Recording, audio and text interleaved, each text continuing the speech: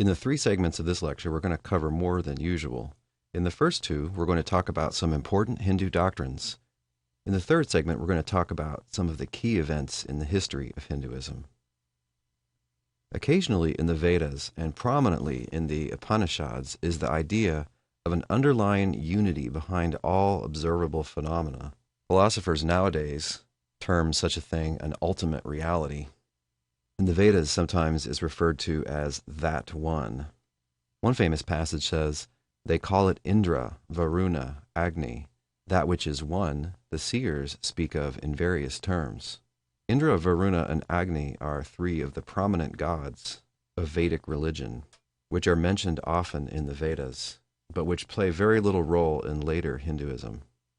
Indra is sometimes described as the king of the gods. Varuna is a god of water and rain, and Agni is the god of fire. You do see them later in Hinduism, but they're sort of minor supporting characters in the stories. So this ultimate reality, that one, is the original thing. At first, there was only this one. In the Upanishads, this one is called Brahman. And you don't want to confuse that with Brahmin, which is the highest Varna, the purest group of people, or Brahma, which is the creator god, one of the 3 gods in the so-called Hindu Trinity. Brahman is the inner self of everything.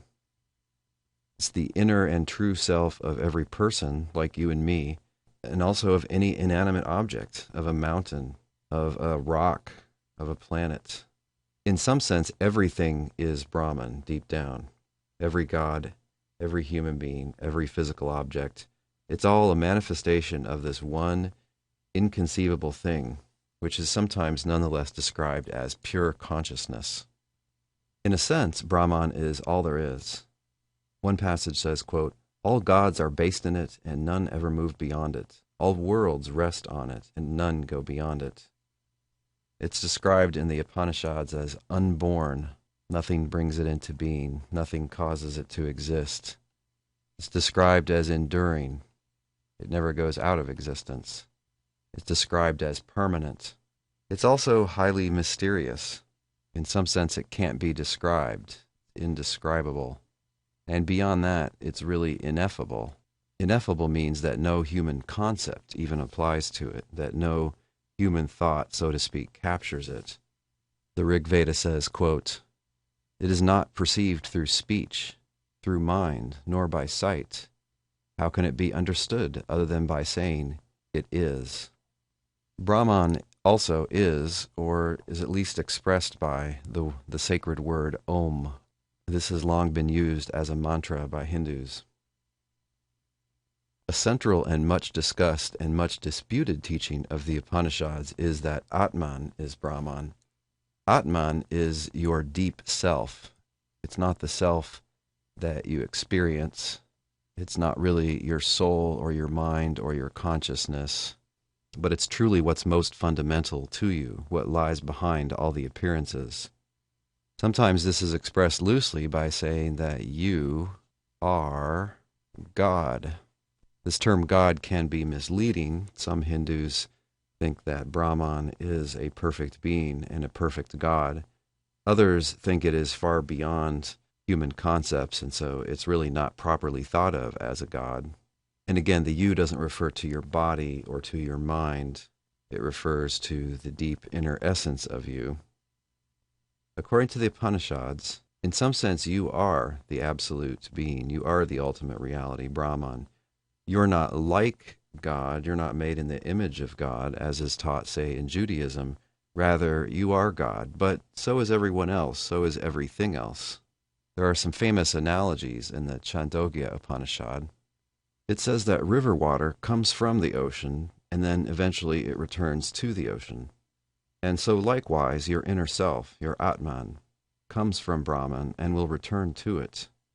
And presumably just as the river water merges with the ocean water and is no longer river water as such, presumably then it seems to suggest that your individuality will be reabsorbed into Brahman, or maybe the appearance of your individuality.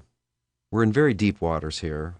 We're talking about things that have been interpreted differently by different schools of Hindu philosophers for centuries, and about which many dozens or maybe hundreds of books and commentaries have been written. And we'll talk in just a bit about what some of these disputes have been. This outlook goes hand in hand with a diagnosis and cure that's widely accepted in the Hindu tradition. The diagnosis is that because we don't realize that Atman is Brahman, and because we are distracted by the realm of sensory pleasures, we are trapped in Samsara, which means the cycle of reincarnation. The cure for this, the way to permanently and positively resolve this basic problem facing human beings, is to restrain one's desires, to throw off domination by one's senses, enabling one to see, so to speak, that Atman just is Brahman. And this leads to moksha, which means liberation or release, from the cycle of samsara.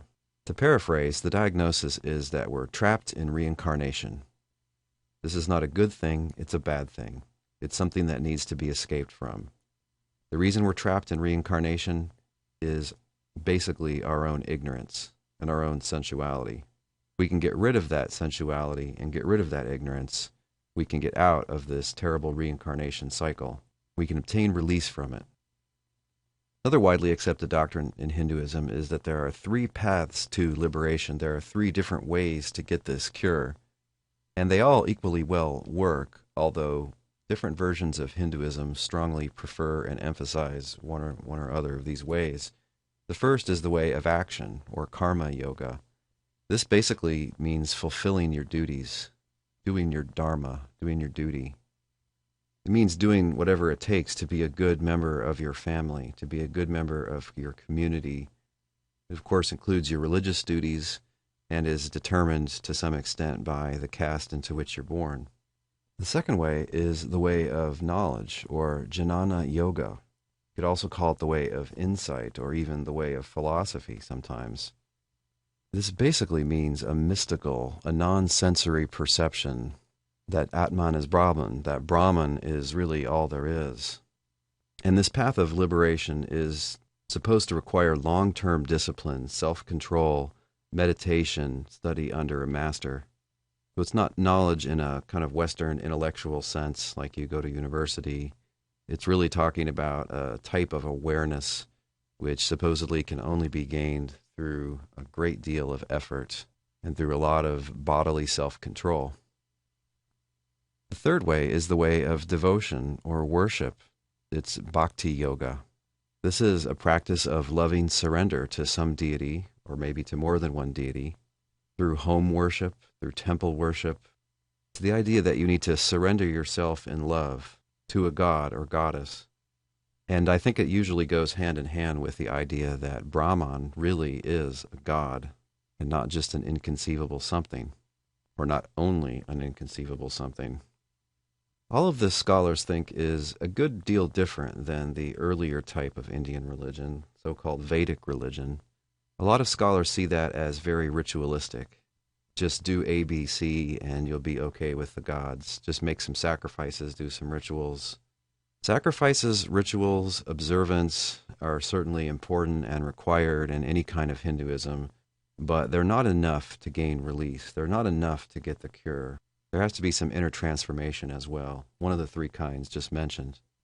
Scholars also think that in Vedic religion, the people believe that one's soul continues on after death and ends up in something like heaven or hell, after some sort of divine judgment.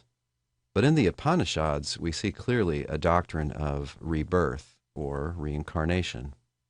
This is the doctrine that the soul enters a series of bodies, over and over, one after the other, until such time as you manage to gain liberation. When you do that, the cycle of rebirth is over. An older name for reincarnation is transmigration of souls. The soul migrates, as it were, from one body to another over the course of these lifetimes. The assumption is that this process never began. It's just always been going on. How is it determined which next life you get, which body you get in your next round? Well, that is supposed to be determined by the law of karma, that is, the law of action. Good actions, appropriate actions, lead to a better birth. Inappropriate actions lead to a worse birth. This is, in part, an explanation for undeserved suffering. the explanation is it really is deserved. There really is no such thing as undeserved suffering. And so it can also be a justification, as we saw in a previous lecture, for the whole caste system. Karma is not an easy thing to understand. It's generally not understood to be a all-knowing, perfectly just God dishing out justice according to his omniscience. It's generally not understood that way. It's generally understood that just somehow the universe is set up to operate this way. Westerners often find this idea kind of charming. You know, what goes around comes around. They think it's just sort of a good reminder to be nice to other people so that nice things will happen to you. Well, that's kind of the positive side to it. The other side to it is that when something bad happens to someone, you think, well, I wonder what they did. And you might also worry that this is going to take away your motivation to get rid of injustice and to prevent bad things from happening in the world. Who are we to stand in the way of these cosmic wheels of justice that are turning? In the next segment, we'll start to look at some disagreements within Hindu philosophy and theology.